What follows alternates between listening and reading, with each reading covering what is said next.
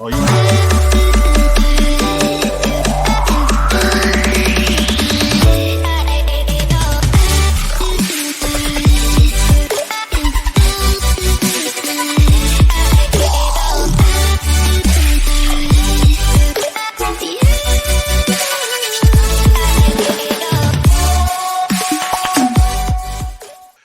Welcome everyone to another. It seems this is a record for our digital Kava sessions, 3 in a row. Everybody is still trying to recover from the last couple nights. Our hardcore dudes are still rolling in, and Lolo, Malo, Kava University, appreciate it. Malo, Toko, malo, Malo. So today we have Maka joining us. Maka's been on vacation. You know, he's been busy and has some exciting news. Looks like he's going to have a son, but he's still in timeout with the wife. So we can we say, hey, Mr. Ihala Maka, we appreciate you giving us another opportunity to hang out with your husband. But just kind of go ahead real quick, Maka, and say hi and introduce yourself. Man, hello to everybody. For those of you who don't recognize me, you know I got a new hairdo, so you might not I know because you had the dreads before, right? Yeah. Yee. My wife said, yeah, you had your little you shouldn't have done it in the first place, but yeah, that's the last time you Hey, what a Bears, Malo. Appreciate that, man. But yeah, you know, I'm just like the last video. I know it's kind of long, so I'll just cut it short, so you don't have to watch that 1 hour, 2 hour video. But yeah, just from grew up in LA, live out here in Utah now, and you know, again, expecting my first kid, having a son. So he's not here yet, but you know what I mean. I love the big guy, but yeah, I'm just living the life out here in Utah. So okay. Well, welcome to everyone. Alexander, welcome. Malo. Everybody's rolling in. So we're gonna go through some initial discussions. We have some videos. We're gonna ask Mr. Atearoa if he knows this video. I guess it's maybe from the New Zealand Parliament. I don't know if you know this politician, Masi. But we'll go ahead and listen through and see if you know any background. I've seen it a lot on social media, so I don't know what exactly it's about. But it's a politician speaking in Maori, and she's kind of got some, what is it, Maori Toto or something like that. I don't know if you're familiar with that. Yeah, so let's take a look and see. This is in Mr. Atearoa's neck of the woods. Let's see how familiar he is with the politics in his area. But I think this is like the youngest member of parliament in and I don't know what she's going on about. She starts off by saying, oh, if we want to go there, and then she goes into this well, I guess I'll call it a rant. I don't know, but let me see. I think I see this too. You think you saw this? So let me know, Masi, what you know about this. And see what our sister's concern is, if you know anything about it. So if we want to go there, let's go there. No mai ki tō mātou nei whare, no mai ki tōku nei marae, haere ki te kōrero atu ki o mā, ki oku nei kaumātua, haere ki te kōrero ki oku nei ruruhi korei heke o ngā tirangi, no ngā haue whao te motu, hara mai ki te kōrero, mau tō toto Māori, mau tō toto Māori, mau tō toto Māori. So if we want... And it looks like, is she talking to that conservative guy? Because it showed a video to him. What was going on there, Masi? So pretty much, this is she represents the Maori party that's in government. They're in the opposition, of course, and she's probably. I think I remember seeing it when it was like having the live dialogue. She's speaking to another Maori who is much older than her, and he represents the ones who are in power, which is the New Zealand First party, Winston Peters, and you know they just have different beliefs on how the country should be going. She obviously represents, and their party thinks that Maoris, the native people, are not getting the best benefits from the government, while the older one, who's well versed and actually has done actual work to help Maori, saying that what they're doing is actually going to help the Maori people. So that's why they're having that little spill A there. little back and So forth. and yes, and that's why I think she said she's willing to go there, as you know, like all Polynesian is a bit rude for a very young. She's only like 21 or 22. She's speaking to somebody who's I think 74. So Mm. you know what I mean, cultural. So that's where that cultural input is Little going on. And tension there. Yeah. Mm. think before he mentions, before she responds to him, how he says on an actual Maori Marae, young people don't speak like that to their elders, and then that's kind of like her response to say, Mm. "Let's go Do you there." want So to that, go there? That's why she yeah, goes, "Oh, you want to go there?" And Mm. yeah, it looks like Nacho has offered his translation capabilities, and Nacho says his translation is "Mau mau hototo Maori." hey, who could? It probably, Shit. maybe. Hey, Hey, who knows? it sounds Yeah, Yeah. close. That's pretty close, man. yeah. And Kava University wants to know if she's reciting a haka. Is this from her marae? I heard marae in her comments. So Man, interesting. Probably. Yeah. you know, Masi Um, would know. yeah, looks like Clyde Moore says the woke have opted our culture representatives in parliament. If you looked up some of the Maori conservatives like Winston Peters, he has quite the resume. Mm, You're a fan mm. of Winston Peters, right, Masi? He's No, the older yes, gentleman, more yeah. conservative. Yeah, no, I take the position of New Zealand first. I've supported him. I've actually met him and invited him to come speak at one of our workplaces. He's done a lot. He comes from the position of, like many of our Polynesian islands that's been colonized. He comes from the understanding that we need to work with what we got. We can't dwell in the On the past, past. on the Yeah. past, because you're never gonna grow and get better opportunities for your people, and that's the mindset he's gone. Mm. The Maori mindsets, it's very angry in a sense of they feel like they still dwell in the past and the injustices, and that's kind of like their arena they're always coming from. So that's the two conflicts, and I'm just saying I'm more of the position that you need to just move on, do what you have here. I mean, the thing is, and this is just my interpretation, same thing with the Hawaii stuff, the Mm, people in Hawaii. If you really want to go independence, then that you literally have to. There's already thousands of people from Asia, thousands of Palangis from Europe here. There's already, they're the majority. I think the percentage of actual Maoris here in New Zealand is 14% of the population. You already have Asians probably surpass the Maori. They're probably third, and then the Palangi. So it's Mm. it's a very difficult thing, in my opinion. If there were going to be independence, it should have Mm. been done in the 1900s in that time. But when you get things been ingrained with the function of society, how it goes, and then you're dealing with other people who've already mass migrated to New Zealand, it's very difficult to kind of achieve that. So yeah. the only Pacific island that's achieved that is Samoa, Western Samoa, and they did it at that time, which was much easier, kicking the British. That was New Zealand, and they were having their independence. Much easier to do it that time than to do it now when you have a system that's been going through many generations, and then now you're involving generations of people from other countries that's already created their homes here. So Well, and the thing is, Masi, I know you're saying that the Asian slash Indian will include the Indians in the yes, Asian community. They're going to be a bigger voting bloc than the Maoris if yes, they're not yeah, already. So really, like you're saying, it's looking at the situation now, trying to bring up these grievances when they don't have the voting power. It's kind of yeah, a lost cause. It's a little too late, as they yes. say. A day late and a dollar short to try and bring a lot of these grievances back. Yes, yes, Mm. and the Maori people are been split with people supporting these, and some, of course, some Maoris feel like injustices and stuff have been happened. Like every indigenous people, this is not unique to New Zealand.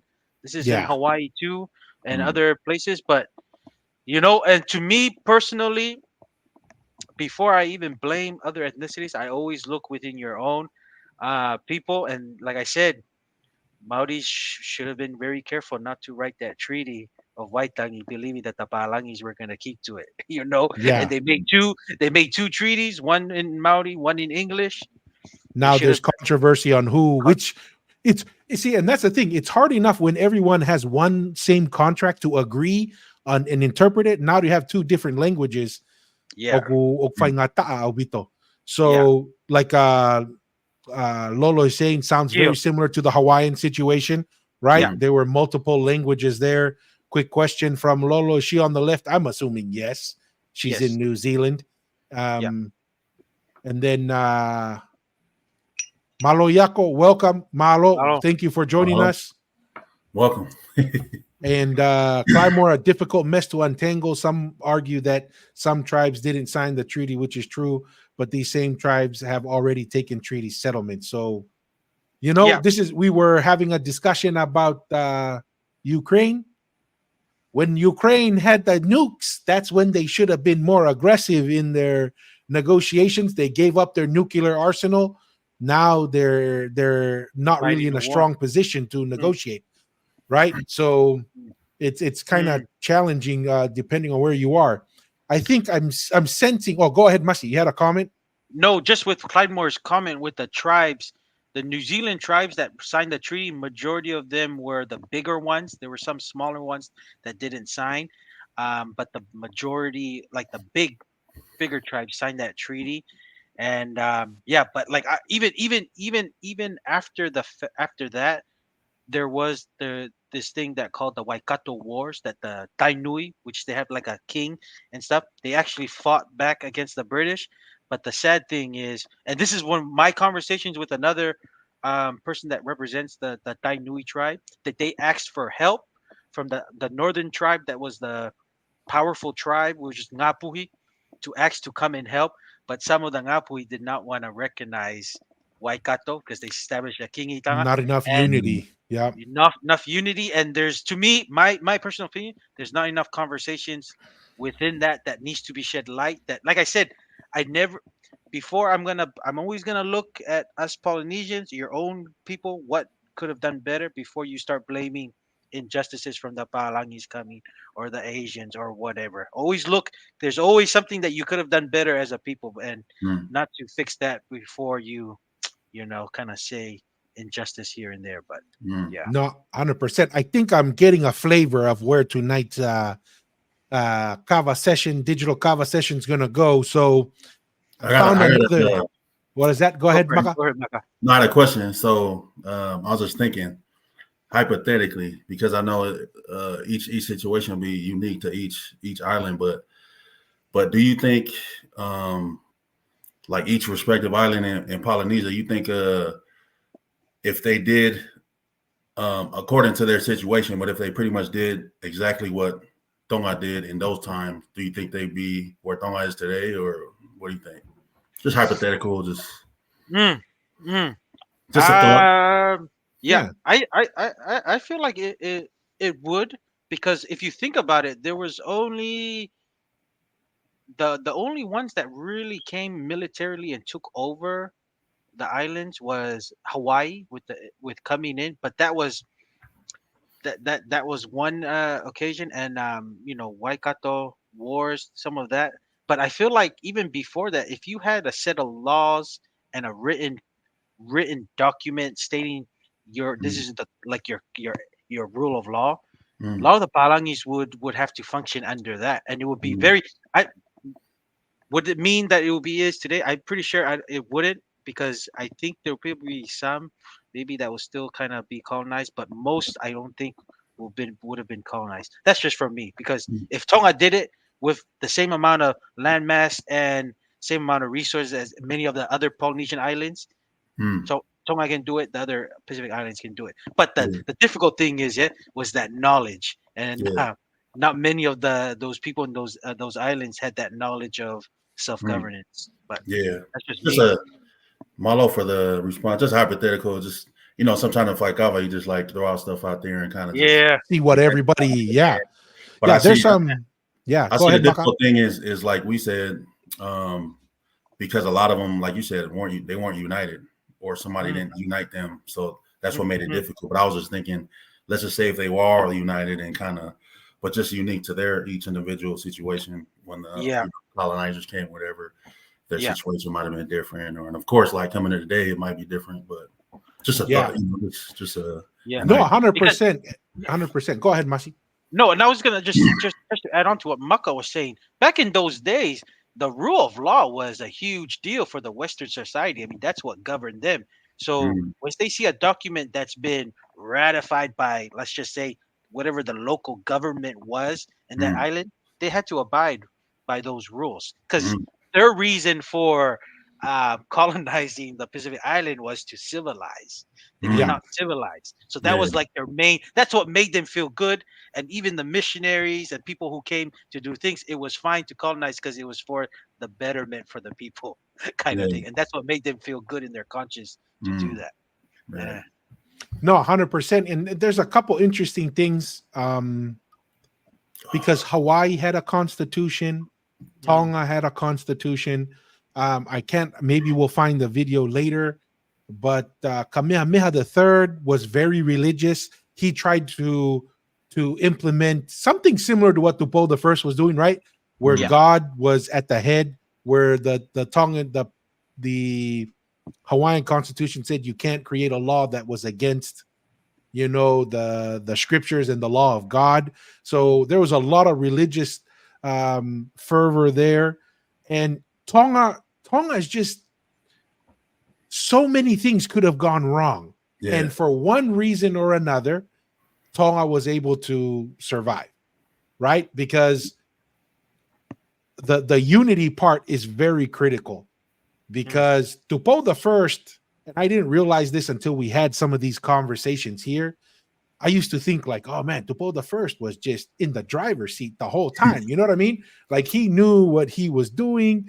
He knew what was going on. And then you sit back and you look at the unity perspective, and then you say, dude,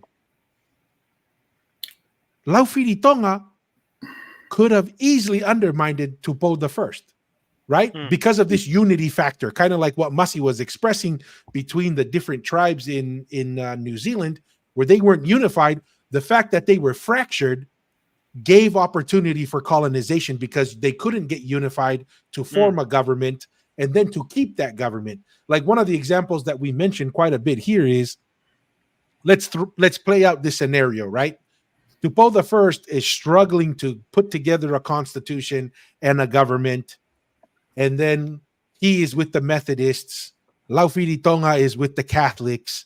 There's already tension there, right? So you can see two religious powers that are tied to governments and politics at tension.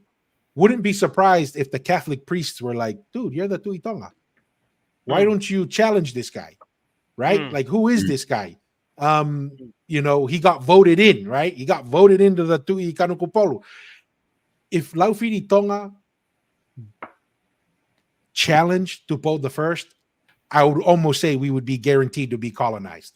Even with the government, even with the constitution, even with all these things, they were just looking for opportunities, like Masi was saying, is, hey, look, they're doing their best to form a government and have a constitution, but they can't get along, so we'll have to take over to civilize them and teach them how to be, quote unquote, gentlemen to each other. So it's really a unique situation for Tonga. It's just, really, it was a God-given gift. Especially when you look at Hawaii, they were trying to be religious as well. It's very interesting. Tonga is an anomaly. Very crazy. Very crazy, very blessed situation. Yeah. But I think if God was in charge, I think everyone could survive. But for whatever reason, it just didn't happen that way. Just sort of touch on. I'm not trying to steer our. No. Go for it. But so I had a question just to see what your guys is. And again, it's, to me, everything is open to interpretation as far as like depending on what info you got as far as like historical records or whatever. But so you know how you so you know how they talk about for example, like because I think I kind of understand where you guys are coming from, but like they talk about like for example, like the Battle of Velata. Like, did that actually happen? Was that an actual battle? Did Tupo Uraki actually defeat? You know what I mean? Like, you always hear about this kind of stuff, but we can only go according to what's written, what oral tradition, oral history, what we find in the records. Was it an actual? You know what I mean? Just what when you mentioned that, I just thought of that. Like, is that an actual? Is that something that actually took place, or what happened? What's the story behind it? Well, go ahead, Tua, because I think we kind of mentioned. I think you kind of you brought up that there's two accounts. Yes, this is where it goes. You know who writes the history? Yeah, depending on who's usually the winner. Usually the winner, right? Because I mean, there are some rumors because a lot of people try to claim that Taufa'ahau never lost a battle, right? And that he was undefeated, and that is a very powerful thing in politics. Where you can say, I mean, no different than Donald Trump. It's very convincing when the guy gets shot in the ear and he survives. It's hard to deny, to be like, oh man, is this the hand of God here? You know what I mean? That seems to be somewhat similar to what people were saying about Taufa'ahau. He's obviously chosen by the God because he's never lost a battle. But then rumor has it the Catholics say Laufiri Tonga actually won. Right? So there's these competing ideas of who actually won. Obviously, the most well accepted is Taufa'ahau won, but he also became the king and the most powerful person. Is that because that's the narrative that helped him gain power and maintain unity within the country? It's interesting, right? But because none of us were actually there. We don't know the details. Exactly. We weren't there. But let's kind of catch up because we're gonna go quickly fall behind on the comments here, but I don't want to get too far. Here's right here from Clymore in regards to Maka's comment. They may not exactly be where Tonga is, but they would definitely have a different outcome. I agree, and the unity I think is a big part of that because it seems like a lot of them tried, like we're saying, like Hawaii. But there seems to be a lot of power struggles. And I think there's also advantage of being small, right? Tonga is not huge. When you look at New Zealand, one of the biggest challenges of New Zealand is the bigger the land, the more difficulty it is to achieve unity, right? And so Tonga, maybe there's a reason why our ancestors chose Tonga. It seems to be a good balance of fertile land, good docking area for ships. And when you look at like Tongatapu, because it curves inward, you could get very easily to anywhere on Tongatapu. You go to Samoa, that was one of the first things I noticed in Samoa. It's very isolated in pockets of because of the mountains. And even when you come on the ocean, there's some pretty rough areas. You can't just bring up a ship all around the island. It's a lot of rough areas to bring in. So there may be a specific reason why our ancestors chose Tonga. Maybe it provided certain geographic advantages as well. I don't know.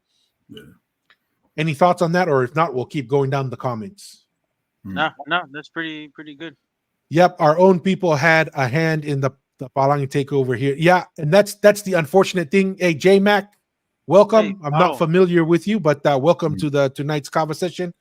But yeah, I think what J-Max mentioned is the unity. If we could be unified, when you're unified, it's hard. When you're not unified, it's impossible.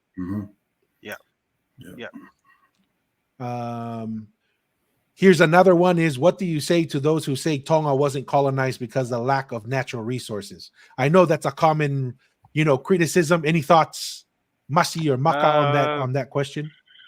No, I mean, Tonga has everything what Samoa has, what what Tuvalu, what's all these smaller ones? There's like Niue, a lot of the French Polynesian islands that's all around Tahiti and Marquesas. So I mean, they all have the same resources. And like I said, it was just Tonga was just ahead of the game, and that was the only reason why they were ahead of the game is because of the past times of their ancestors just governing from way before, and that was the leg up. So that's just my thoughts there. Any thoughts on that, Maka? I mean, the way we ended up was because, I mean, I don't want to make it seem like it's a cop out answer, but it was, I mean, everything happens for a reason. It was just meant to be, and like Tonga, I think a lot of people, especially I don't want to generalize it, but I know a lot of people in the Polynesian community, when we speak about Tonga, I know there's a few that say Tonga took the easy route out, accepted the colonizer's way and whatever. But I think they fail to realize, how we're just talking about, we've been talking about unity, right? I think if they look deeper into Tonga's history, there was a lot of internal strife, we had a lot of our own civil wars, but still to end up the way we ended up, it just, there's a reason for that, there's a lot of different factors that go into play. And, like it was very, in Tonga, they say, it was like real fragile for a long time, because you had a lot of civil wars, but we came out on top, I feel, because the right people came into power, and whether you agree, Laufey Tonga gave it up or whatever, at the end of the day, we still stayed, for a lot. I mean, a W is a W. Yeah. Yeah. That'll take, we could dive into that for like a week straight, but yeah. No, 100% agree. Tonga did bring some strategic advantages, especially with Vava'u, with a very good natural harbor. And for England, a natural harbor in the middle of the Pacific Ocean is very critical for a big navy. So there were definitely some advantages, and did they try, right? They did try. They were trying all the time. That brings to mind when, remember when Cook, depending on who says which final that Cook talked to, some say it was Tuiha Fatai, some people say it was Ukalata Waki, some people say it's whoever it was. Remember, he asked if there's any harbor in Vava'u, and they say, oh no, there's nothing, you can't, it's the harbor. I don't know if you remember that in the Mariner's book or if you ever read it, but like that just shows that the Tongans knew that what we had, you know what I mean? Yeah. They said, no, there's nothing in Vava'u. There's no harbor there. There's no place to land there. So, but they don't even know Vava'u was probably one of the most best places to harbor ships. Yeah. By far. Yeah. Yep. Yeah. That's funny. Hey, Malo Lee. So it looks like in Tonga used Hawaii's 1853 Constitution to base Tonga's Constitution. So, we seem to start from the same thing, but different outcome. And like you were saying, I can't argue, man. Like we're saying, when we look at how Tonga survived, it was miracle after miracle after miracle. Hard for one not to say, well, maybe God decided this is what was going to happen for Tonga. Yeah, and then with I was gonna say this, Maka. Like the Hawaii's constitution was good, but I think Hawaii's problem, they had Palangis voted into parliament, and these were like wealthy business Palangis.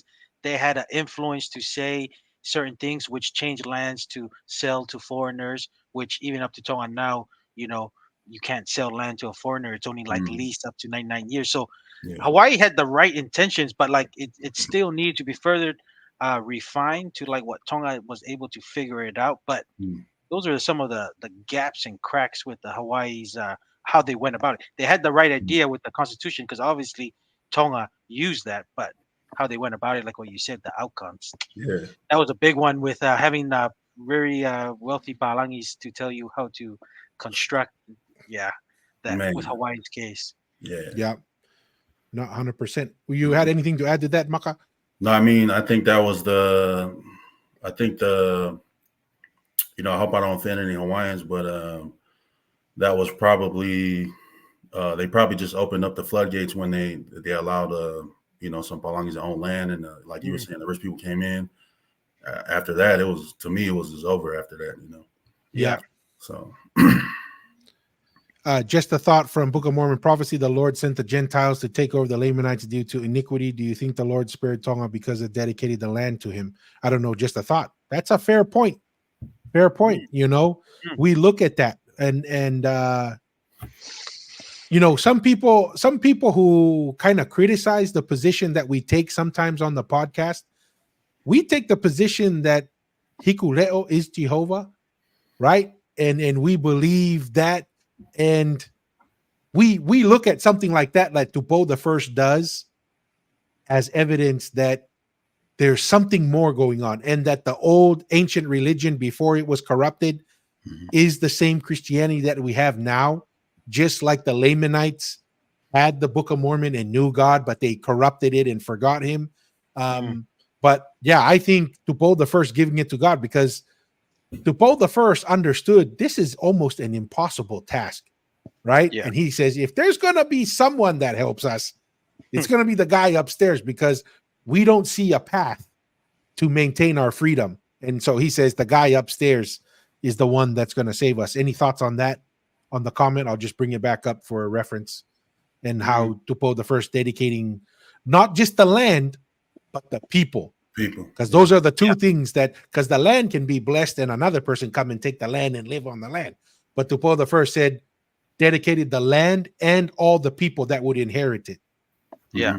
My quick thoughts are, I feel like we always talk about luck. Sometimes, and luck in a sense that you need good luck to have some good things fall your way, and that was the divine luck that obviously dedicating the land and the people was not the end of the work. You have to work, actually put the work in, which is construct a constitution.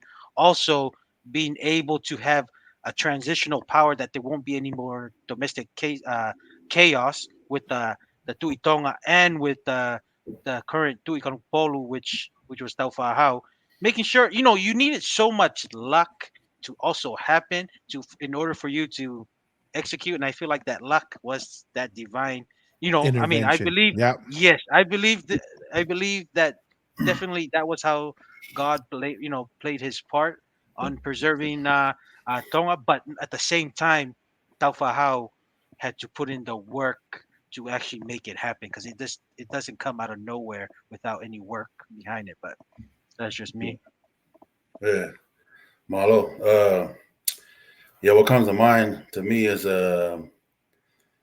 is whatever ideas we have of Tonga's origin, as far as like religion or whatever goes. I think we can all agree that by the time it came to Taufahau's time, before Christianity eventually became the accepted religion, that Taufahau had no idea what Christianity was. He had no idea who Jehovah was. Yeah. But there's a reason. I don't know if it's the only reason, but a big factor of him converting is we've all heard the stories where he tested. Yeah, with Pita V. Right? Yeah. He tested it. And there's a reason why because he's like, hey, this God here keeps winning. You know what I mean? So I'm Yeah. No, and that's an interesting point there, Maka, because when we read the scriptures, God doesn't always respond to these, prove to me that you're God, right? We've seen a lot of people who said, prove to me that you're God, and they get struck dumb or struck with death. And I think that goes to show two things. It was important enough to both the first and to God that they knew each other, and that God was going to answer those, right? Because there's one where he throws Pita V into a shark-infested area that they knew, like, hey, you really believe in this God? Well, go in here. He swims up, and then the other one is he sticks the stick in the sand where he knows the tide always crosses, and says, hey, if your God is the real God, then this stick will not be removed when the tide comes up. And lo and behold, they come back, the stick's still there. So it shows that maybe the intent of Tupo the First was sincere, right? Because a lot of the people who get struck down is they're antichrist. They're not really interested in knowing whether God is real or not. They're just trying to find a weakness. So I think that's kind of strange, and kind of gives a indication that, number one, Tupo the First was sincere, and God was saying, you know what, I need this guy to know, because I need him to do something on my behalf. That's definitely a way you could look at that relationship, which is unusual and rare. And I don't know how or why, but that's what God decided to do. Because when you read the Hawaiians, Kamehameha III, he says, I know God is real, very religious, tries to implement it, but for one reason or another, unfortunately, Hawaii is lost. From Lolo here, so just like Hawaii, they aren't playing the game right. Yeah, and sometimes that's the way to look at it. It is a game. So, hey, Nacho Masi, some of the guys have concerns na ahu o kiihina Oi, kihikawa. Kai, koi vai atata be na just Yeah. that ginger beer na aloe hoa gi show hobbit. Mo be koi vai atata be. Yeah, we're not going to receipt it. Not going to get sealed. Kataki nacho. Tapu Kai, kalapalo kumete. The problem with that receipt, Nacho, is I think it's in Maori. You're going to have to translate. It might be a mau. Might be a mau. Okay. Native Americans, Native Hawaiians, and Native New Zealand sounds familiar. They're low key, and that's unfortunate, right? Their culture and their country was demolished, and then you just go look at it. Where are the Native Americans and even the Native Hawaiians? I don't know how New Zealand is, Masi, but when you go to the Native Americans and the Native Hawaiians, they put them in the worst places. Yeah. Right? You go to the worst pieces of land in Hawaii, they move them to the less tropic. All the green and beautiful portion, everybody else has it. It says, where did they put the Native the Hawaiians? Put them on the side that's like a desert. Yeah. So Pretty it's just much, sad and it's unfortunate. Yeah. No, the Maoris they still have some good spots here when they finally settled and took the settlements that had multi-million-dollar payments from the government. But of course it's not enough when you have certain lands that it hits, and I understand it's very emotional when you have lands that your Maori ancestors used to dwell, and it's a commercial housing and residences. Of course it hurts, but it's just, to me, New Zealand would have been saved. The thing is, the two mistakes I saw was there was no control on immigration. Europeans, they kept letting, because they like what the Europeans were bringing with the alcohol and a lot of the weapons that were coming in, because they would buy those weapons and give the Europeans land and use those weapons for their tribal wars. So there was no relegation on that. And then the second was having two separate languages when they did that Treaty of Waitangi. You should have just done it in Maori, and then everyone fall in line with that instead of having two different ones. So if they did those two things, New Zealand would have been a different country to today. That's just my opinion. Just my opinion. As far as my bad, just a little thought out there to Lolo's comment. I think the Native Americans a little different because we do have on record that there were some unfortunate events where some people were just killed at random. That just, you know what I mean? Just because the military had the power and they could do it. You know what I mean? Yeah. I'm not saying it happened to every Native tribe, and we all know a lot of them weren't united, but just a lot of unfortunate events, and and I think the way I look at it too is like it's hard for us, specifically Tongans, because we've never been colonized to see from their perspective.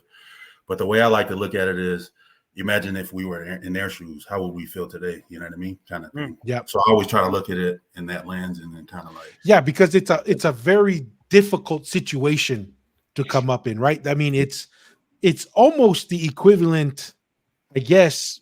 I want to see what your guys' thoughts are, but the thing that comes to mind when you're saying, "Hey, put yourself in their shoes," Maka, is that to me maybe would it be the equivalent of growing up in a single parent home in a terrible environment. There's a crisis of identity, right? Which leads to alcoholism, which leads to crime. And then it establishes a cycle, right? Yeah. Once you inject alcoholism and crime, then there's a cycle that's generational. And then next thing you know, that seems to be the norm. Everybody thinks that's the norm, right? And so it's a very difficult thing. Yeah. And we're fortunate that didn't happen, and we can easily forget that, dude. We're blessed, we're fortunate. We need to recognize that, and then have some understanding for those who didn't have the same opportunities as we did. Yes. And to say every blessing comes with responsibility. And the question, I guess, arises: what is Tonga's responsibility? right? And maybe there's something we should be offering or bringing to the table as to what our role and our responsibility is. I don't know. Well, since we're on a live digital Kava session, where I fight Kava at some my Kalapu here, Fobland 801, we like the general rule of fight Kava is, or in Kalapu is, it's open to anybody. You're never supposed to be picky, and the doors are open. So we've had a couple of natives that come mix with us, like we don't. And I thought I could kind of see where they're coming from, but man, when you hear them speak, and again, it's probably just the one individual, or whatever, but you can kind of get a sense of like the anger that, kind of maybe similar to Maoris. They just hold on to it. And again, I can't be unsympathetic and just like push it aside. But when you actually mix with them and fight Kava, and then it just starts to come out, it's kind of sad to see, but it's tough. But I think one purpose of the fight Kava is kind of like, hey, we're here for you, brother. You know what I mean? Like, get it out, and then as Tongans, we'll show you our culture. Like, we'll just welcome you with open arms, and we're here for you. You know what I mean? So yeah. And what makes it really frustrating for me sometimes is political or politicians leverage that pain and suffering to control certain groups, right?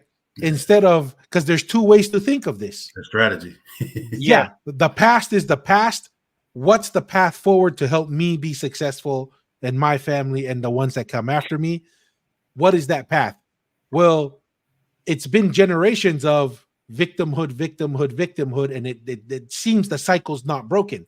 Where we seem to observe the cycle being broken is, we're not saying deny the past. You can't ignore it. It did happen, but you have to say, regardless of the past, I can change my future, and this is how I do it. Yeah. Right. And that to me is one of the potential lessons that we learned from Tupo the First and Laufiri Tonga and all these guys. They're like, we can just say this is the way we've always done it in the past, or we recognize we're not in the same world. We're not in the same political and military structure. What's the path forward? And if the path forward, we just finished an interview, recorded interview before we jumped on this live, and the guest said that one of the biggest lessons he learned, he was in a new environment with a new culture, was understand the culture, understand why people behave the way they behave, and then you can figure out how you can leverage it to achieve your goals. Right? To just think, oh, I'm just going to ignore it, or I'm going to just fight against it and stop it. You know what I mean? Yeah. That's a different one. A difficult one to win. But any thoughts on that? And then I have a video. No, just to add on, because I know, like the Native Americans and stuff, and it's good to empathize, so you can always recognize with yourself, what it wasn't an easy thing for our ancestors to do what they did to what we have here, but you empathize what went wrong, and you just give open arms. But at the same time, it's just because I'm in the social service area, and to me, the people that actually move on from their trauma and actually become more productive is when they forgive what happened in the past. It doesn't mean it didn't happen, but you forgive what happened in the past so that you can move on to deal with what's in front of you. And then they become much better citizens. They actually become much stronger and resilient in actually coping with what happened with their trauma in their childhood or whatever happened, because you can't change it. You just do it to forgive what happened and forgive yourself, move forward. And the ones who actually forgive and move on, I find that they are much better to dealing with their trauma from what happened when they were in childhood. And you can apply that same thing with the trauma that's happened to their ancestors. That's what happened to now. You empathize, and you know it is what it is that happened in the past. But in order to move on and to actually help, because your people are still being born to this world right now. In order to help the future generation, you work with what you got now and you move forward. But you can't change the past. But I just thought I'd share. No, good thoughts, good insights, Malo. Yeah, I mean, and just so everyone can, this is not a concept that one would think is so foreign to us, right? What do we say when a quarterback goes out there and they throw an interception? forget the last play. Yeah. Work on the next play. Yeah. Right. And we value those people because that's how you move forward. If I sit there, oh my gosh, I threw an interception, and you feel bad for yourself, you're not going to get very far. Yeah. Right. Yeah. You're not going to get very far. So these are themes that you find in sports. Like Masi was saying, you can apply it everywhere. So that's something really interesting. Hey, I might appreciate this one. Maka, looks like Lolo says they also have a FOBland over there in Missouri. So I didn't know you guys have chapters across the U.S. Lolo. Peor que for two in Missouri, but because I Lolo's local out here. But yeah, man, FOBland worldwide. No, 100% here, Clyde Moore, same theme, right? Getting stuck in the negative environment in the past. You can't move on. Water Bear's pretty happy with that example you shared, Masi. Hey, Alex, we may swing around to that. We may come around to that, especially since Pule Melee High School defeated Kahuku. So we may come back to that later on. 58-0. Ita ikaw kahuku. Yeah, more people need to fight Kava because we learn how to forgive each other and sometimes fight you. And that's the thing. You know, a little exposure to some proper negative, constructive criticism is pretty powerful. And that's, part of the growth and growth that we have to go through. I found an interesting video that I wanted us to react to, and it goes along with some of the things we're discussing. And one of the themes that we see come up many times on the podcast as we're having conversations on our history, as we look at certain studies, as we have interviews with different people, is we think, and we seem to get a feeling like Polynesians have a responsibility. And there's something we bring to the table. And this is an interesting video that I think kind of shares what that could be. And let's bring it here. And let's listen to this brother right here. I think he's a Samoan brother. He's like on some kind of show or something. Okay. And just listen to what he says here. Yeah, well, strap tight. You might want to strap me in for this one. Well, the thing is, based on the experience and the people I've worked with, where I come from, I'm sick and tired of people thinking, specifically, I am mentioning black people, thinking we owe them something, that the world owes them something. I'm totally opposed to affirmative action. I don't want people to give me a job just because I'm brown. I want people to know that I have the credentials. Polynesians don't have a BET.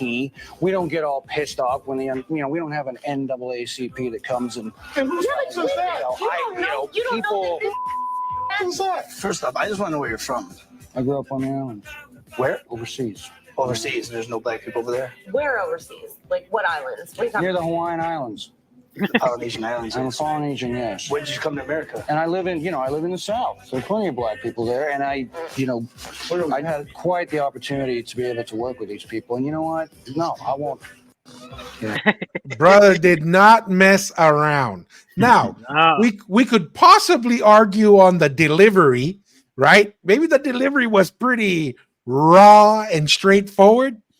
So we can always debate that. But in regards to what is something we can bring to the table in having our discussions with quote unquote other brothers and sisters that are minorities or of color, whatever you want to describe us, right? This brother right here is just like, hey, dude, I'm just another man. I have 2 hands, 2 feet like you. I don't think there's too much of a difference. And I want to be able to perform and be respected as another person. Any thoughts on that, guys, on the video? What you think, Maka? What you think? Hey, man, my man. I go tama fight Kava. Hanga tanga ay nga tonu be. But yeah. I mean, from someone who grew up in the hood. I grew up in the hood, you know what I'm saying, in LA. And I seen, your stereotype how they show in a lot of movies. The liquor stores on every corner. We don't. You know what I'm saying? Like guns are illegal, but you see them all over the streets. You see, just in impoverished areas, you'll see like the difference. And then when you go across town, night and day, But as a kid, you don't really understand the politics of all that kind of stuff and why this is this way, why this is this way. But pretty much what I'm trying to get to, because I grew up with a lot of, different minorities, especially blacks, Mexicans, like. LA is a melting pot, you know what I'm saying? Yeah. Mm-hmm. So a lot of my friends, I'd go over to their houses and stuff so I could kind of just growing up. I'm not saying that I understand them exactly what they're going through, but I always had a sense of like as a kid, because as a kid, you're just so innocent. You just love everybody, you know what I'm saying? Everybody's your friend, you know what I'm saying? But as you get older, you kind of see like, man, it's crazy. But I guess it kind of ties into what we were mentioning earlier with the Native Americans and the Maori and everything is like, we can't go in as far as like, there's no denial what what our brothers, what the blacks went through with slavery and everything, that you can't deny that. But like what Masi mentioned earlier, I do agree. You can't just stay angry and stick to that because at the end of the day, you're not going to get anywhere. Kind of like what that politician in New Zealand is doing. It's kind of like you can kind of use that to fuel you to get to where you want to go as far as like whatever you're trying to achieve, whatever, and use it in a positive kind of way. You know what I'm saying? And politics is the last thing I know nothing about politics, to be honest. But as far as like what you're trying to achieve as a people or whatever, like going back to talking about the Polynesians, what Tonga did. What's our purpose in this whole thing? I don't know if this ties into anything, but for example, something as small as like, for example, like at work, we're sitting here on the table. This is just a cultural thing. We're sitting here at the table and you got a Palangi dude that come sit in the middle of us and just eat a sandwich by himself. And it's kind of like, to us, it's like, man, it's okay. I got to work out Palangi. Man, like, yeah, you know what I mean? But us, it's kind of like, they're sitting there by themselves and they're looking hungry. We grab a whole tray, leftovers or something, we bring over and we invite everybody. And over time, you start seeing them doing the same thing. It's kind of like, oh man, the polys is just the way they get down and the way they act is like, it's just all love and it's all, you know what I'm saying? Like, but I think we can use that's one aspect of our culture we can probably try to use to help, you know what I mean? Those of us, because we got our back home, and I'm sure a lot of other parts in California and different parts of the country where the polys interact with a lot of different minorities. Like a lot of them love to drink kava. A lot of them get down with the culture. Like if you look in LA, a lot of my boys work for Southwest Airlines, and they got a lot of the Uludis that come over and they mix with them, and they kind of just like attach onto the culture and they love it. You know what I'm saying? It's kind of like, it's like we can all do this together. You know what I mean? We don't have to stay negative. We don't have to hold on to this. We'll hear you out. We accept it. And then what can we do to help you out to get over your specific day-to-day things? You struggling, we struggling. You got bills to pay, we got bills to pay. We can't forget the past. It might be hard to forgive it, but let's talk about today and move on today. But look, check this out. We're going to do this over a Polo Kava and we'll keep going. You know what I'm saying? We'll just, my bad. I'm just rambling. I think I went a whole No, you're good. That's an important part. I think we have a lot to bring to the table. And there's two things I think we need to worry about. One, have the courage to bring what we bring to the table. Number two, don't lose it, right? Because if we lose that, then we don't have anything to bring to the table that's different. Yeah. If we all just come to the table and say, oh, yeah, I feel sorry for myself too, well, you're not bringing anything to the table because some other people are already bringing that, right? A lot of people, it seems to, for me, you look at it as you bring something to the table by bringing something that no one else is bringing. And seems like people saying, oh, I've been wronged and someone owes me something. That role is already filled. I don't want to take on that role because it's already filled. But I think what we could bring to the table is, hey, look, a real perspective of, yeah, There's been mistakes, but guess what? If Polynesians were in charge of the world, we would have made the same mistakes too. It's not a blame one identity or one group. It's a human condition. I remember I went to the University of Utah. I took an anthropology class at BYU, and there was some kind of Polynesian conference that was going on at the University of Utah. And that's the first time I got exposed to a lady called Haunani Trask. I don't know if you guys have heard of her. She's like a big activist in Hawaii. Yeah. And she got up she there. Passed away already, right? Oh, did she pass away? I didn't know. Okay. So she gets up there, and the first thing she talks about is we need to teach our children who the enemy is. And the enemy is the United States of America. And I was like, what? Who is? And then she goes, she was at the airport. She says, I want to shoot every white person. And I was like, dude, this lady is crazy. And she's talking about all this stuff and how the colonization and said, I was like, what? And then what really kind of was frustrating to me, I guess, is to see a bunch of Polynesians just like, and I'm like, hold on.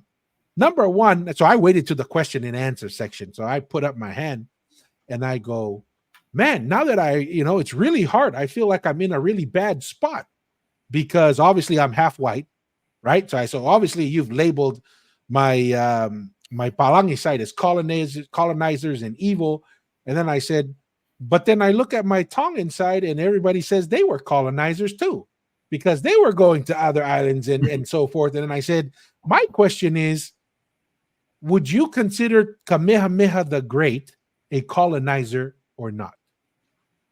Right? Because it's not like Kamehameha said, whoever wants to be part of my country, please show up. No, Kamehameha said, I'm going to come and smack you around. And if I need to, So it sounds to me like Kamehameha himself was a colonizer because he was going around and beating people. He said, you either get on the Kamehameha train or die. Yeah. Right? And so I said, I don't quite understand how we're blaming Europeans or Caucasians as this evil group where Tongans were colonizers. Kamehameha the First was a colonizer. And then my question to her was, if Polynesians were the most powerful group, do you think we would only remain in Polynesia? I would say no. I would say that if Polynesians had the most powerful military, the most powerful government, the most powerful economy, technology, we would have expanded. So my point is, this is a human condition problem, not a this group problem or that group problem. Expansion and colonization seems to be a normal outcome of anyone who gains power and influence. And so dwelling on it like, oh, the Palangis wronged me. They did wrong you, but guess what? If I gave you power, I'm pretty sure you would have wronged them. So don't dwell on it. Move forward. Figure out how we can make things better for ourselves. Yeah. Nice. Any thoughts? Any comments there? Yeah. Nah, I was just gonna say with that video of the our Polynesian brother over there. I'm kind of I understand where he's coming from, and definitely agree to the sense. Like to me, always look within your own people, man. Like to me, the Udi Udis, there is a problem of no male figures in the home. Like that's the big challenge right there. That's a huge. I think it's crazy. 70% of a black woman with no father, is most likely having no father to raise the kids. So to me, I always look within, and then it's no one. It's not the government. It's not the Palangi's fault telling you. It's like that's a more internal family, your own ethnic group that needs to figure it out. Why is 70% of our own women raising kids by themselves? What's going on? And to me, that's a issue that's spreading, that's causing all these extra things that this Polynesian guy is saying, we don't need this affirmative action to do this or get the NCAA to fix this and that. And that's what he feels like is affecting his lifestyle, because he feels like all the government attention and everything is just trying to help people who are trying to, single family homes from the Uri Uri side. So I can see his frustration there. And to me, like I said, man, I never. It's almost like with yourself when you're having a discussion with your wife and she's saying that she's not happy with you with this and that. You gotta do some self reflection. It's like, dude, am I doing everything I can to with this relationship and doing everything I can? Because and that's the same thing with a whole race. You start with your family, then you go with your community, then you go with a national level with your own ethnic race, saying, are we doing what we're supposed to do within our own race to help our own people before we can literally start blaming other races that are affecting us. That's just my thoughts and maybe the Yeah. frustration where the Polynesian guy is having, because we're all in America. America is a melting pot for everybody. Yeah. So yeah. Yeah. Mhm. And I'm going to look up this video that Water Bear says because I think I've seen it. But I'm going to see. I think it's with the Samoan girl who speaks up about affirmative action and how she's somewhat against it. Some comments here, Lolo Tuyaku. Yeah, small kind didn't matter in the grand scale, but I think the point still holds. It was small kind because we didn't have the resources. Give us the resources, and trust me, I think our ancestors would have tried to conquer the world. we had the navigating skills was the top part that time. We just didn't have the weapons to make sure we can carry and enforce our way of life and others. I mean, and go ahead, Maka. I mean, I know population isn't the most important factor, but even our population, a few hundred years ago, we only had like 20,000 people. You know what I mean? Like a couple hundred years ago. So, I mean, there's been like like the UK, they were a smaller population, were able to, but I think our population was even smaller than that. So I don't even think.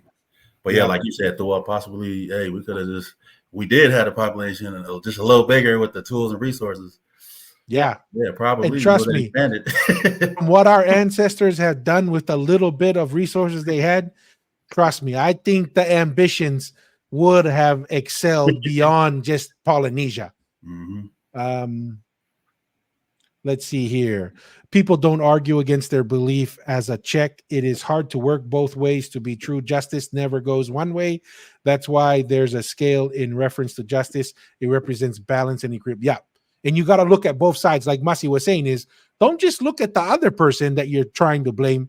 Look inward a little bit more. Looks like a comment here from Lolo Finau told Mariner if he had Britain's military. Exactly. Right? That's a reality right there. If Ukalala's ambition, is that it was not going to only be Tongatapu. He wanted the whole continent. And I think to add to that, I think also in the book, Mariner did mention that Finau would have made a perfect, if he was in England, he would have made a perfect like warlord. You know what I mean? Yeah, not like a 100%. Napoleon France with the whole military background went to power. Yeah, see, like right here, seems like the consensus, everybody's kind of thinking the same. Yeah, man, if we had iron and we had the technology, we would have been doing all kinds of stuff. Here's a comment. Hey, welcome, Matafa. We should look up fatherless rate in Africa. If it's higher than the U.S., doesn't that mean it is a result of slavery and discrimination? Well, my initial response to that, Mataafa, is yes. The fatherless rate, I think, in Africa is lower. But the question is, right after slavery and even during slavery, the fatherless rate was like less than like 5%, even during slavery. It was less than the Palangis, from what I've heard with the stats. And then it was, according to some of the things I've read, is once the government, quote unquote, started helping, quote unquote, the minority community, then the fatherless rate started to explode. Right. And so that's the question. We should be asking ourselves, just because someone says I'm here to help you, doesn't mean that they're there to help you, right? You got to ask yourself, why are you helping me? Are you being sincere, or are you saying, hey, you want to manipulate me and control me, right? If the mafia guy shows up and he says, hey, you want 50 grand? He doesn't want to give you 50 grand. What he wants is to control you and to have you owe him something. So just because someone is showing up there and saying, yeah, let me help you and give you 50 grand, be very careful. Uncle Sam is the same way. Let's see. Question, please. Is there any stories in Tonga about a sunken homeland in the Pacific? Our ancestors tell us about Aotearoa to Hawaii to Rapa Nui. I'm not very familiar with that question or comment, J-Mac.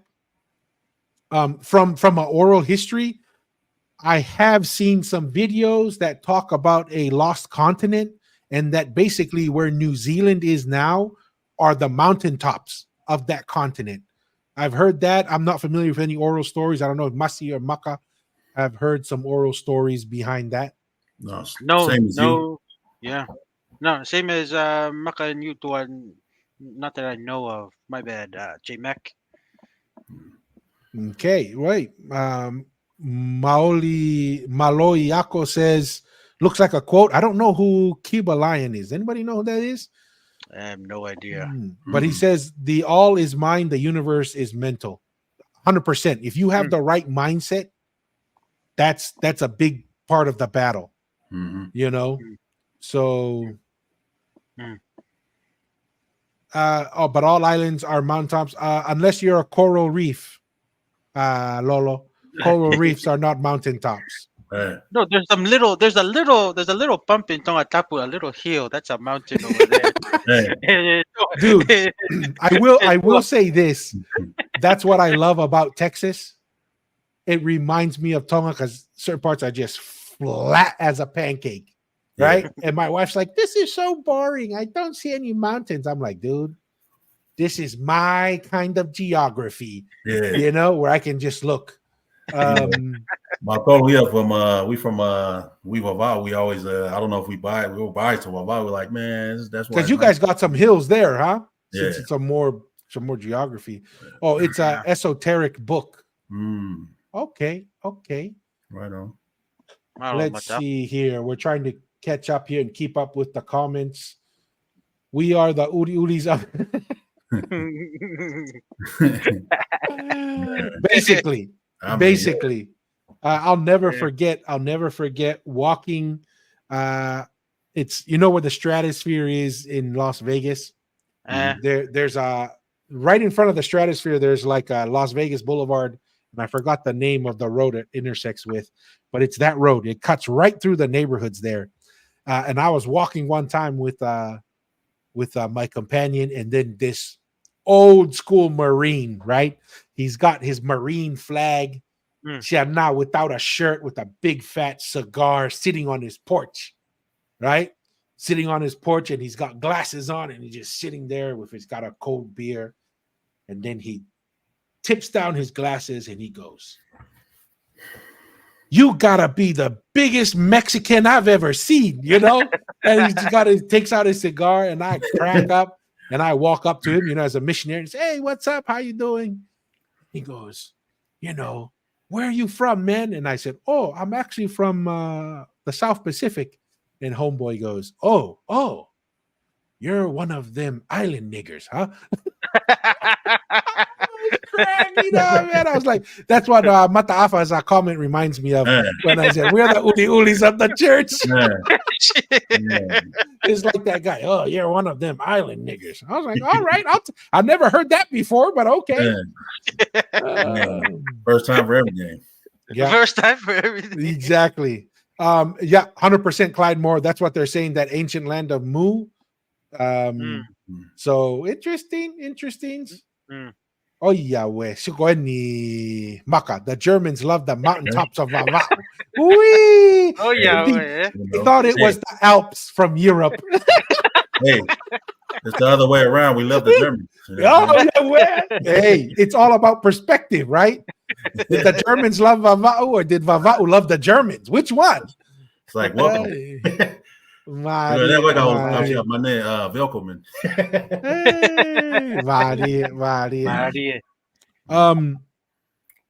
I guess I did see one of the comments earlier, and I guess we can kind of dive into to a little bit. I know, if we want to go in a different direction, but it seems like, there's a big election coming up this year, right? And it's strange to me that we're living in a time where one of the candidates no one has ever voted for. Literally, no one has voted for this candidate, and there is a real good chance that that's someone that will become president. Any thoughts on that? Like, does that sound like weird? What is that picture okay with you guys to think like she ran for president against Joe Biden? Nobody voted for her. Yeah. This primary coming into the presidency, nobody voted for her, and yet she's the candidate. And if all the polls are true, she's now the favorite. And does that sound weird or what? What is everybody's thoughts on that? What's your thoughts, Maka? Man, I said, man, I mean, I don't know if it's because it causes a lot of people. I hear people arguing all the time about politics. I'm like, man, I don't know. I'm probably the last person to ask about. I need to get into it because I got cousins who just barely got into it like last year, and they know everything about politics now. You know what I mean? They're like, hey, man, you got to look into it. I know it's important to look into, but man, I'd probably be the last person to comment on it because I don't really know the what's really going on right now as far as like the candidates and stuff like that. But just from that being said, from someone like me, it just sounds crazy though, because it's kind of like people getting desperate, or I don't know. Yeah, it just because that's never happened before, right? Like that's strange. I mean, and Mataafa's point here is establishment can make anything happen. That's a little concerning, right? Because are we now saying that we don't need to vote to get our candidates? Well, that doesn't sound like democracy, or even better, it's a republic. We aren't in a democracy, but we're kind of used to using that term. Yeah. But, I know Uncle Donald usually sends Masi a text every once in a while for political advice. But Masi, what are your thoughts? Man, I'm just living in two different countries in New Zealand. I'm kind of involved in the politics here. I'm happy that we got the New Zealand first, which Winston Peters is that Maori guy that I'm a big supporter of. He's in a coalition with the National and the ACT Party. But things are going much better in New Zealand. I've started to notice the cost of living is actually going down, especially with gasoline, petrol, and stuff here. So I'm involved there, and I'm happy here. It's just my other country over there in America. It is crazy. It is crazy that she was literally put in. She only has about 2.5 months to vote, and she was not the front runner, and she was there to substitute somebody who had the most ever votes than any other election. 80 million votes reportedly. Yeah, and 2.5 months to campaign, and she's and that's the funny thing. Even just to be close, from what the polls are saying, and being the favorite, that is mind blowing. And it just says to me, like I said, man, America's in this time that if people just sit there and let things happen, these things are gonna keep happening until it becomes life and death kind of thing. And things don't happen. Things don't jump from A to C. There's always a B, and before you get to C, and before we get to C, which could be maybe bloodshed. People are then, unfortunately, life is gonna be threatened, and it's just crazy because the rule of law seems like it's not happening within the country. There's a lot of bypassing and a lot of maneuvering happening, and it's unfortunate. But like I said, without America, there's some bad people. More things that will happen. But when America can't be that beacon of light for other countries that keep other countries in check, man, it's gonna be crazy for even up to us all the way here in the South Pacific. It's gonna affect us. So, I just hope things get sorted out. Hey, to me, if Kamala wins fairly, hey, that's no complaint. So be it. But if there's I think Mataafa mentioned establishment running the country because good people are not doing anything, hey, then there's going to be some bloodshed happening. Unfortunately, we don't want to see that, but hey, freedom is not free. And there's going to be some unfortunate chaos. That's what it looks like we're heading towards. Yeah, let's not hope the business party is a real thing. Yeah. Hey, Masi, we're getting a different analysis here from JMac. Okay. So JMac's position is, nah, brother, it's gotten worse here in Aotearoa. The same government are removing Maori names, councils, and more, basically going full Palangi. But everyone is feeling it here. No more middle class. I would see. I take a different position because I know when the other government was in, we're talking about gas being over $3 a liter. Over $3 right now. I just checked. That's crazy. It's $2.53, and this government hasn't reached a year yet. So they've cut a lot of spending and taxes. So to me, that's what I'm saying. Cost of living. It's only been hard because inflation was really bad here in New Zealand. So they had to cut a lot of these bureaucracy, which was funding other agencies.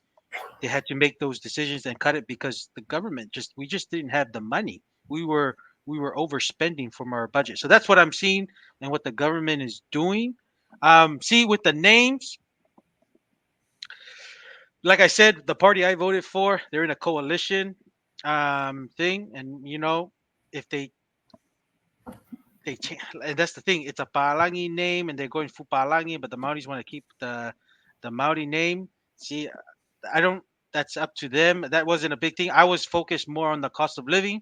I'm seeing the difference, going over $3 a liter, going now to $2.53, and that's what I see is an improvement from what the last government. So that was my big thing. The changing the names and stuff, that's kind of more secondary, but primarily was more of the cost of living from what I see. Mm-hmm. And that's a big consideration for me here in the US. My grocery bill, man, like everybody's like, 20%. Dude, my grocery bill has almost tripled in the last 3.5 years. Right. And I'm just like, dude, that's painful. That's extremely painful. And it starts with energy, right? If energy is cheap, there's a trickle down effect because it takes energy to make products. It takes energy to distribute the products. And then it takes energy to consume those products. So if you address energy by itself, that seems to be a pretty powerful way to drive down costs. Looks like there's definitely some opinions on Kamala Harris. Water Bears, I remember this exact comment from last night. Did you copy and paste? But the sad truth is, unfortunately, this is true. Like this is not even like it's funny, right? But it's extra funny in a way and sad because it's very true. In a political sense, it's literal. This is a literal thing. Let me look it up. So, any thoughts on that? Oh, here's another one. I'm gonna get Eli Water Bears. Elon, from the internet or from direct experience? And here's the other interesting thing. Kamala went from Indian, and then now everybody's saying she's black. Yeah. I mean, this is kind of crazy kind of talk. Hey, it's whatever get the votes, huh? Yeah. No, it's almost it's funny, hey, when it's election time, then you see the politicians showing up at church, participating in the service and stuff. But they're only Christians when it's election time. But everything after that, they vote everything anti-Christian. Yeah, and create bills that are anti-Christian. But it's just funny with Nacho's comment that she's only black when it's election time. When it's no, convenient. Yeah, 100%. Let's all right, guys. There's a lot of chats and a lot of comments here. I'm going to try and touch as many as I can. Looks like Jose. Hey, welcome, Jose, to the digital Kava session. Seems like he's clearly declared where he stands on the political spectrum there. Kind of like what we're discussing. Masi, you mentioned he thinks it's not only going to affect America, it's going to affect the whole world. So it's crazy. And like JMac gas down, prices ran up, more lines for government aid. That's true. Hopefully there's a trickle down effect with that. No, just with the JMax comment from I just watched the news last week and stuff. They actually, for the first time, that the food prices actually went down like 1% or 2%. But you can find an article and I can message to Tua if you want to bring it up. But I know there's the food prices actually come down because there is a correlation between energy, because you got to move food everywhere, and then that food prices will eventually drop down. But Masi, I got a question. Is New Zealand kind of similar, like here in America, where different regions cost a little more than other, you know what I mean? Certain areas are a little more expensive than others, depending where you live. It's like that out there? Okay. Yeah. So like technically, like Christchurch, which is based in the South Island, tends to be a lot cheaper than Auckland area, which is with the North Island. So, so just because different local governments have different less tax, some has less regulation, less taxes, so things tend to be more affordable. And I'm actually starting to notice a shift of some Polynesians actually being brave, making the move to the South Island, to Christchurch, because majority of the Polynesians come to Auckland, stay in Auckland, because like most Polynesians, if they can make it to be close to the main airport to go back to the islands to visit family, they'll try to make it. But I'm starting to notice some Polynesians are making a move to the South Island, where it's affordable, and just more money in their pockets that they can do whatever they want. But yeah. I know, Malo. Alrighty. TN4. Hey, Masi, I'm asking for a friend. How much is an ounce? Hey, the same one for a baggie. Pangawano ke wanima kita tao be mo America.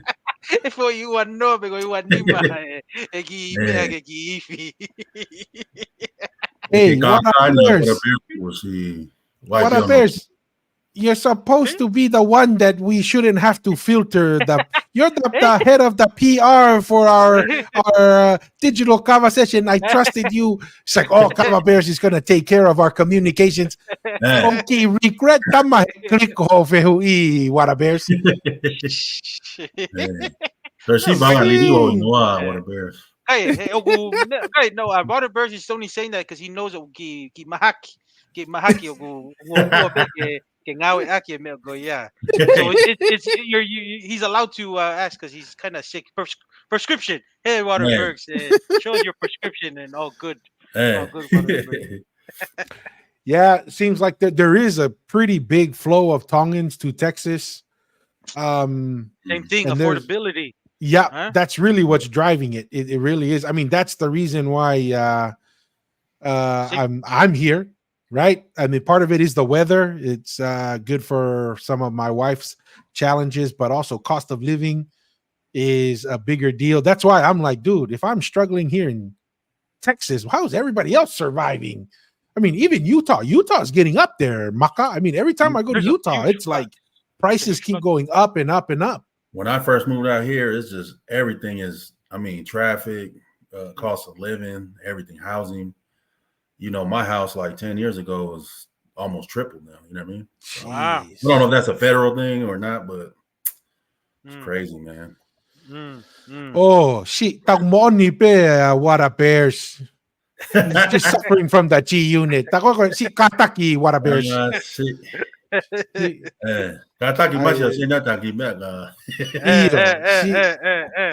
I suffer from the G unit as well, so I can understand now.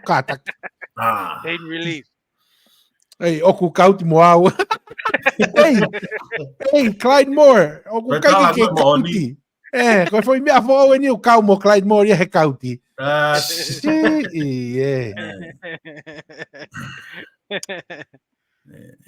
Yeah, I mean it's going to be interesting. I just, I'm like Masi said, and kind of like what we discussed earlier. At the end of the day, the guy upstairs is in charge, and hopefully we're doing what we should be doing and see what he has in plan for us. But The guy upstairs is in charge. 100% agree. I think this is a phrase that every state, Utah is saying that about Californians, Texas, Arizona. it seems like, and this is the interesting thing. We're seeing all the Californians, and even when I was living New in York. Virginia, same thing on the East Coast, right? Virginia, all these Virginians in North Virginia, New York, Philadelphia, all these major liberal cities are escaping. And then it seems like the solution that the politicians have come up with is, I believe this is one of the main reasons why they're opening up the border and making themselves sanctuary cities, because their citizens are leaving, and now they're just bringing in outsiders and filling up those spaces and saying that they're sanctuary cities to maintain their votes in Congress. Because what happens is, technically, I mean, if you counted everybody that left California, California should have less seats in the House of Representatives, and yet they've only lost a couple. So, but when you do the census doesn't care whether you're a citizen or not. They just count how many people Actual are living bodies. there. Yeah. Yeah. So, it's crazy. It's a crazy thing that we're living with. Yeah, this is one of my concerns too, Matafa, is that I think that's a real reality. The West is kind of struggling right now. It's sad where it is, and Texas is definitely one of those targets that may change. Texas and Florida, those are always been the two big states targeted by the the left, trying to make them purple. Yeah. Any other topics? Anything you guys wanted to bring up? Anything else, Maka? Any thoughts? No, just on the politic thing. Again, I don't want to sound like the ignorant fool on here as far as politics goes, but there is just goes to show the power of media. But I'm seeing like on little clips on social media, even on TV, little commercials and stuff of little ads, even on YouTube, where Kamala's talking. There's a little segment that goes, I don't know if that's reeling people in, but it's like, it says like, I'm going to make it to where, go back to where you only need one job to support you. You won't need multiple jobs. But when I heard that, I was like, I don't care what politician does that. Like if that's the case for whoever it's going to be, I mean, just that little thing alone, if it becomes true. But again, I don't know if it's, what I'm saying, propaganda or whatever. But if there's a politician going to do that, I know a lot of people are going to vote for them, But even just that, pushing that out there, especially for the poorer communities, they hear that, they're going to be, yeah, they'll be for it. Yeah. The thing is there's only been one president where wages have gone up. Donald Trump. Man. That's the only one. That's the only one.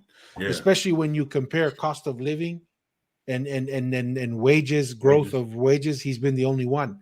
And that's, for me, that's the important thing for me is it's just not feasible for me and cost wise. If we continue on the path that we're on, you're like, man, now we're going to have to make some serious cuts to the budget. And I don't know how that's going to happen, and it's tough. You can, come and tell that to me, but dude, you're the vice president of the United States. Why haven't you done that? Why haven't you told that to Joe Biden that that's what we need to do? So it's just tough. And, it's just going to be crazy. No, that's interesting. I mean, that's part of reeling, like I said, there's unfortunate people that, that if somebody says that, they're gonna follow and do, but I'm just saying great people will always do the study. Oh, does this, because we all know we have people who say things, so he's like, "Oy, katang no afagabuna na iya," we all know that guy at Takalapu. Yeah, we all know the best story guy. Yeah, it's not. You can even bring that to make it more closer. It's, you have people like that in your own family, and extended relatives. You don't have to go at the fight Kava to figure out. Like it's, if you can't figure that out, then alupeo, fighterija or firi and stuff. But hopefully people just understand, like just do a little look if this is a true intent, because all you can do is what they've done in the past. To me, I mean, that's how you kind of do your best pick. But I mean, yeah, what Maka is saying, I mean, that's what they're doing, and people will fall for it and go ahead and go and take their word for it. Yeah. And people can laugh at it or whatever, but little prayer goes a long way, right? Because we don't know. We don't know the future. We don't know where someone is telling the truth or not. Say a little prayer and just say, hey, I don't know everything, but let me know what I should do. And hopefully, exercise some faith. And hopefully we come out with a good outcome from the election. So one thing I did want to talk about, Maka, was kind of get the feedback, kind of like your perspective with that Salt Lake, Kava Lake City, kind of what you're hearing. How did that go? I know you were out of town, but what was there what's been the feedback from your friends who went, or just kind of the chatter kind of in your neck of the woods, how that went, what people thought about it, and just kind of talk about that. Well, I don't know if you guys were aware that last year they had a big event in Arizona. No! So this is not the first year. No. This was Salt Lake's event, their version of that event, of a similar event. It's pretty much just like a what do you call it? Man, what's the term? Kind of like they got like Comic-Con for like the a convention. Yeah. So they had one in Arizona called Valley of the Roots, and then they had people from Salt Lake, everyone from all over Huagalapus to just show up, And then Salt Lake was Kava Lake City. That was their event. But I heard that I heard everything went good. I heard it was a good turnout, and I heard one of my buddies who's a president of Kalapu out here. I'll shout him out, Toko Strong. You know what I'm saying? What's up? But my boy is a president over there, and he said it got to a point where they kept having to move apparently venues because not enough space. Small. Yeah, not enough space. Just to show the volume though of how much people is coming out here and how big, Faikawa's getting out, like nationwide. So, and even the place they ended up having it at was probably too small too, So, but it was just, I heard all in all, it was great. I heard it was a great turnout, and I mean, again, I was out of town, but just I was at the same reunion my boy was at, but he was just kind of letting us know how it's going. We kept asking him like, "Hey, how's the Kava Lake City thing?" He was like, "Oh yeah, man, it's good." They said it's packed over there, too many people, too small, but he said it was good though. Yeah, I have a video. It looks like their opening ceremony that they had, but Water Bears. Toko, one time my dad lended me some of his gout pills, but he gave me another type of pill on accident. Cialis.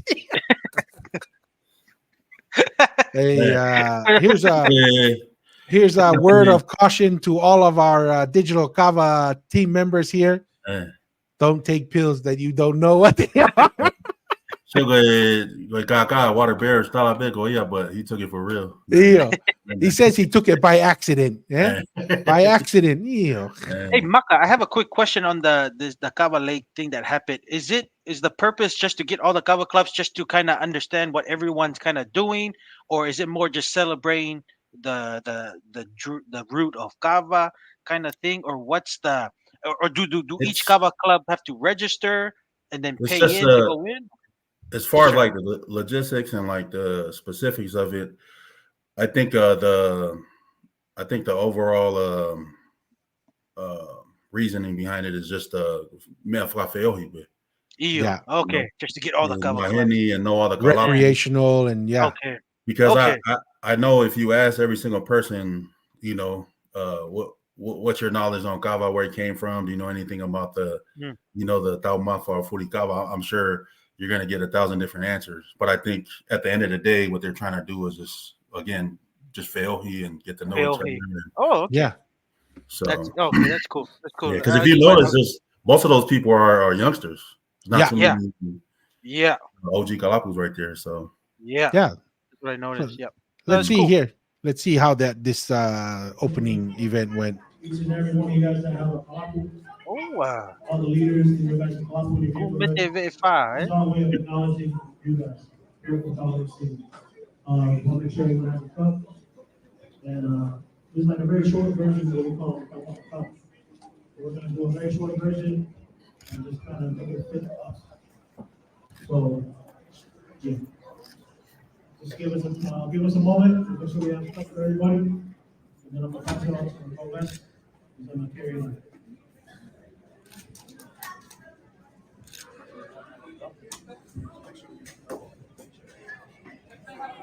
That's my boys right there. Maria. I mean, yeah, look, there's quite a few people there, man. That's from all over too. Yeah.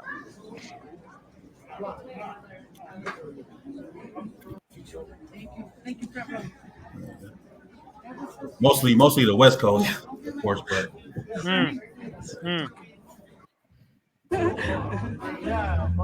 No, that's cool. Sarah. I love you. Love you. No, I mean that's cool. It's kind of interesting to see this new revitalization of Kava. I mean, it's I'm sure some people are like, oh, this is bad or whatever, but I was like, no, it's a positive thing. Trust me, man, the youth can find a lot worse things to be involved in. Yeah, and I think this is a positive. Yeah, my bad. Do I cut you off? Just to touch on what you're saying. My opinion on the whole thing is, there's a lot of people who even here in Salt Lake and even back in LA who were, because of, we'll just say, because of the gang culture, who at one point, sad to say, would either try to kill each other, were enemies, or whatever you want to call it, who would never at one point ever hang out with each other. But whether you know the history of Kava or any ceremony or the origin of it or whatever, I think the main factor is it's like a unifying tool. You know what I mean? Brings everybody together is the main point. That's why they're trying to have that, whether you agree with it or not. But it's I mean, with anything, I guess too much of one thing is not a good thing. But I mean, as far as like a unifying tool, like that's part of our culture that we can use to unify ourselves, who at one point were not hanging out with each other, which is kind of like we just adopted this culture, but coming back to our culture and kind of like now we're together as one. But I think that's just my opinion on it, that it's a good thing. But then when it comes down to it in your own little separate circles, I think it's still important. I'm a big believer in just like, I'm a big fan of the fight Kava, especially with the older guys, where you learn about the culture, ask questions, and what I mean, when it comes to that thing, because in that kind of a setting, it's kind of too big. But it's just that's just a nice event to come together and get to know all the different kalapus and stuff. It brings everybody together. Out there. Yeah. But I think it's still important eventually to kind of, why do we even drink kava? Like, why is it so important? Because, especially in Tonga, it's like everything's done around kava. You know what I mean? So yeah. Hey, J Mac, have a good evening, Togo. Hey, J Mac, Malo. Thank you for stopping by. Thank you. Here's Lolo saying Kava is literal grafting of the branch roots from one tree into another tree, in my opinion. Very true. No, I was just gonna add to like what Maka saying with this whole Kava culture. I'm still even learning. Like I told you, Tua, like I only learned this because my older brother from Tonga. There's certain ways, like when you go, I didn't know, like when he told me we go fight Kava, we were planning to go to like a Wesleyan church, and I was just gonna, just a no thing, but he asked me to wear a tupenu. He said that's just a etiquette. When you go to a church to fight Kava, it's not your typical fofoanga Kava or other clubs you can, Kava place you can go. But I was like, see, these are the little intricate stuff like that I'm even still learning. And each kalapu kind of has their own kind of way. And that's why I say these things are so good, because each kalapu, you can try to find which one fits you. And there's certain ones, and you like what you mentioned, Maka. There's also different kind of conversations like you can get to be some of the chill and relax, and you listen to music and just kind of everyday talk. I find it at the Fofoanga place, and then like we went to a Faifekau Shashi Inglani. He had it at his place that usually holds it down.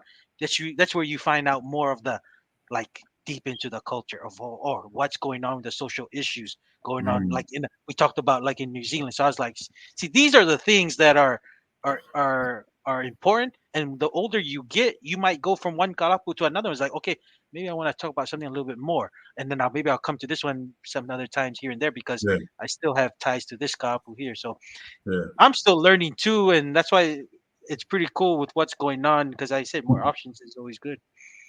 Yeah, definitely. And what makes the Kava circles and the Kalapus very interesting is you're not like tied down to just one, right? You can have like your regular that you're really, really comfortable with. But like you said, if you want to have a different experience, that's why it's good to meet and see all the other Kalapus out there, because they usually are pretty open door, right? If you come over, so like you're saying, Masi, on you have your regular, but hey, let's say, oh, I want to go check out this one. They kind of have a different things that they like to talk about or different activities. They like to sing more. They like to do more stuff and try. And then when you travel, go to a different state, you can go and see what that state talks about and what they do. And so it's a really good thing, a very powerful. I know we watched that one video of that Samoan brother who was like, man, he just needed to get out of his house. Oh, the San Diego one. Yeah. You know, he's a guy, he looks like he did some tours overseas in the Middle East. So who knows? Maybe he has some PTSD. Maybe he has some, and I know a lot of the guys who go to the military, when you go through a serious situation, the relationship in the brotherhood to them matters more because they've gone through some experiences with their platoon or whatever, so that brotherly relationship means a lot more to them. So that's really cool. I also think there may be some like secondary opportunities that come out of this, and that is because there's a network, right? There's going to be some interesting economic opportunities that come out of this. Like, let's say you're trying to launch a new product or a new whatever. One of the ways that you could tap into accessing the Polynesian market is, hey, maybe I can leverage the network of the Kalapus, and if they like, then it can travel. So there's also good things that can come about just people being connected to each other, right? And being organized in groups. I mean, like I said, I mean, I can't tell you how many guys probably have PhDs, and it was Kalapus that fed them, right? It gave them money to buy their books, pay for housing and stuff, because the Kalapus would, come together. What they used to, I don't know if they still call it that or not, but aiki kapainu, right? Like when they say, oh, aiki kapainu for someone, that means everybody knows, like, oh, everybody's gonna come in, drop $20 each or whatever. They still use it. They still use that term. They still use that term. And so there's a lot of good things that come out of this, right? Obviously, someone is inevitably gonna make a bad mistake, and then everybody might think, oh, we gotta shut it down. But I was like, hey, calm your horses. But I'm really excited to see where it goes and what could come out of it. There's going to be some interesting opportunities out of it. Definitely. Some of the things that even like what you told to, there's some secondary benefits, like even the times that I've gone to this Fofoanga that's in Otawa here, I'm in New South Auckland. It's like the same families that do like fundraising that need help with some money and stuff. They always come with food and stuff. They always show up to the Faikawa place to tell like whoever's the president and stuff. Oh, the lady is here to come and talk to him, and he's like, then he tells the lady how many things they have. She brings it all. Then he gets it, and then he lets the guys, saying that, hey, buy some stuff for help this lady fundraise. And that's part of the trickle economic benefits of the Faikawa clubs that a lot of people don't see, that helps families who are struggling. And then some other ones I just saw, like there's a Faikawa Kalapu here from Pea. They were raising funds to pay the widows that live in Pea and Tonga to pay their electric bills. See, like all these things, we don't hear. If you're not in the Kava world to see all the positives, the person can also give why this is useless or kind of thing. But those are the positives that, like you kind of mentioned, with some of the trickling benefits that come. And for some reason, like a lot of things, why is it that we just hear about the bad things and not the good things? Yeah. With the fight Kava, you just hear about the bad thing, like one bad thing. Yeah. And they forget about you don't hear about the thousands of good things. Yeah. Yes. Yeah. So here's like a last topic I think we can close the night out with.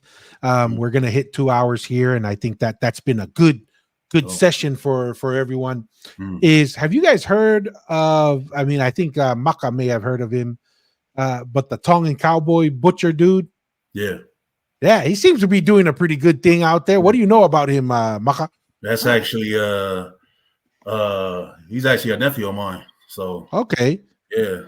I just ain't seen him in a long time, so I don't even know where he's living right now. But yeah, he's doing he's definitely pushing his stuff on social media for sure. So yeah, so he's Tongan. Is he half Bekasi? He kind of looks, he's half Bekasi Tongan. Yeah, going to Tamaiwe Palan. Okay. And he lives somewhere in Utah in the rural area. His mom's Palangi, his dad's my cousin. So okay. And he's the guy, he does his own farm and he raises his own cattle, his own sheep and stuff. He does butchers horsey, sipi and beef and stuff. And it's kind of cool. It's kind of cool, right? No, go ahead, I was gonna say he reminds me of the family. So in Provo, there's a Wolfgram. Yeah. Wolfgram family, same thing. Kind of it reminds, when I saw the Tongan cowboy, it reminds me of them. They had a farm. They also had a business of, you pay $200 just for the pig, but I think it's $250 if you want them to gut it and cook do it. The whole deal. Do the whole deal. So the Wolfgram family back in Provo was kind of like that place that a lot of the Tongans will kind of get their meat or do their fai. So that's pretty cool. Yeah, so I mean, he did an interview, I think, with the Rooted podcast, or is it Rooted? Culturally Rooted podcast. They did, and he was kind of interesting to hear his story. I didn't know much about him. I think I've seen a couple videos here and there, but he does a lot. It looks like his wife here was cleaning out ngakao, because they do the ngakao everything, and he has an interesting model where he looks like he partners with like a family in certain communities, and he'll deliver the product into their freezers, and then people can buy it from those families, whether they're in Seattle or Salt Lake or whatever. And so he's got an interesting business model going on there. He also runs like football camps. Oh, nice. Runs like a football camp situation. So it's kind of cool to see our people doing different things, right? Kind of diversifying and trying different stuff. Where in Utah, Maka, is your nephew running his farm there? That's what I mean. I don't know. Last time I seen him, he was living here in Salt Lake, but I don't know where he's at now. But he did grow up out here. I think originally they actually came from Texas as little kids, but he pretty much grew up out here in South Jordan area, or he went to high school in South Jordan at least.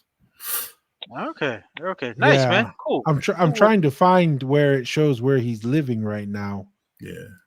Okay, but I think he's somewhere in Utah. I just don't know if he's like more south than Provo, or up north, or east, or west, or maybe in the Salt Lake area, but I don't know. No, he's outside. He's outside of Salt Lake. He's outside because he's in the country area. And he says he goes to Salt Lake whenever he does his big deliveries and stuff. Okay. So he could be so he's pretty far then. Because I mean, the Wolfgram family in Provo, that was the spot where we do fahi hoshi, and then they got it and everything, and then they had the business of the roasting pigs and stuff, and people pick it up. So that's pretty cool. They still around, or they should still be around, from what I heard. I mean, because they had their house and a whole land of land stock and everything. Wow. So man, that's cool. So this is like a video, I guess, of like some of his sippy tagging Peter in my shed and saying this and that. he definitely, I think he prescribes to the Gary V approach, which I agree with. You know, to build your content, just document what you do every day, right? So that's what he does. Is he just documents when he's slaughtering, when he's fixing his farm. So he has like a deal where he worked out with this older gentleman because his grandma grows up in this small town out of Utah or Idaho, wherever it is. Yeah. And so he's back there and he worked out a deal with the guy where it's like a rent to own on the farm. So pretty cool. Nice. Pretty excited for him. And hopefully he continues to be successful. Yeah. And but with that being said, we'll go closing thoughts, Masi, then Maka, and then we'll close out tonight. We're hitting the 2-hour mark. Any thoughts? Yeah. Nope. Appreciate the conversation for today. Appreciate the viewers and your always constant contribution. It was a pleasure and an honor to do one with you, Maka, Malo, and Mari. Appreciate it. But no, nothing much. Like I said, you know, we live in this world. We're navigating, especially when we're, living in the Western world, trying to navigate what's good that's gonna elevate us as a family, but at the same time, when to also remember our roots and always practice our cultural practices. That is good because the way once you know your identity and what your ancestors have sacrificed, it gives you a purpose. And don't forget that. But at the same time, know when to always learn new things of what the surroundings you're in, and be better because your ancestors sacrificed for you not to be in the same level, but to be better. But at the same time, remember where you came from. But that's all. Malo. Malo, Masi. Maka. Yeah, just like Masi was saying, I think the thought that comes to mind is just going back to the fight Kava. You know, there's a lot of reasons people go to fight Kava: the camaraderie, the conversation. You might learn some things, the networking, helping people out. But at the end of the day, I just it brings to mind, the term of, when we say, you know what I mean? And that, I have cousins and friends who still can't bring themselves to fight Kava, they still, drink or whatever. And when they would ask me, well, how can you drink that? Why do you drink that? I'm like, man, it just reminds me of who I am. And it, I'm just holding a piece of our culture, make sure we don't lose it, and pass it on to, the future. But with anything, you just have to, if you do it in the right way, it's always going to be a good thing, I think. And that's just something that just always comes to mind. But just don't be like me and abuse your pass if you have a if you get a pass. Muy maya, muy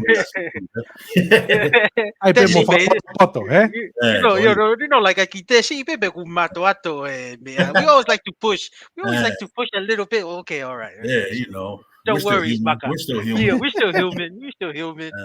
So that's it. Malo, you guys, and Malo. Yeah, we'll close out with the last few comments here. Jose, Malo, it's a pleasure, Malo. Yep. Good to see you. Nacho, ame ke lere 7-Eleven lolotonga hele poko haina kore ke alo ke lere ki 7-Eleven. What's your visa, Nacho? Malo.